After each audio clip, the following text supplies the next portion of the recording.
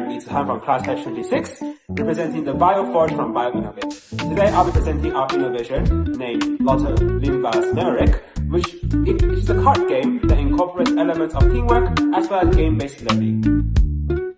The subtopic involved in our product is aerobic respiration, which is 5.1. As for our problem statement, students have difficulty memorizing the processes in the name of substances involved in aerobic respiration, which includes Krebs cycle, oxidative phosphorylation, and glycolysis.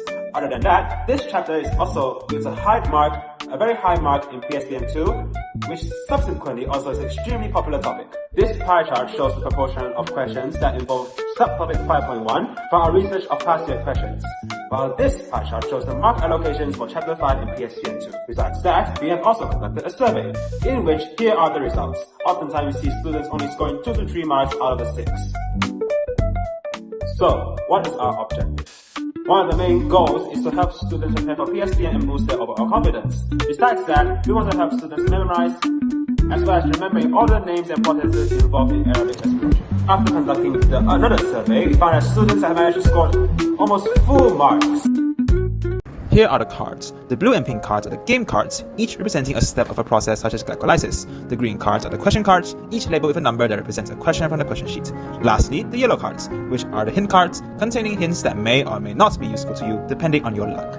A game is played. First, form a team of at least 3 players and above. In this case, there are 2 teams, one with 5 players, another with 3. Next, scan the QR code to gain access to the rulebook and the flowchart, or request a link and use that to access it instead. The game starts when the moderator gives you the signal and starts a timer. The first player of each team will walk forward and open 1 card. After opening said card, there will be 2 outcomes. If the card opened represents the first step of a process, then said player will be able to open another card. This continues until the player manages to flip all cards in the correct sequence, or the player opens a card that does not represent the next step. If the card opened does not represent the first step, said player will have 2 choices: either go back and pass any information to their teammates, or choose to use help. When it comes to help, we can choose either to 1. Open a card permanently, 2. Choosing to receive a hint, or 3. Answer a question. These have limited uses of runs and tries respectively. Upon receiving a hint, said player will need to return back and share any known information to their teammates. Same applies to opening a card permanently. For answering a question, if said player got it wrong, they'll be forced to return back and let their next teammate to flip a card.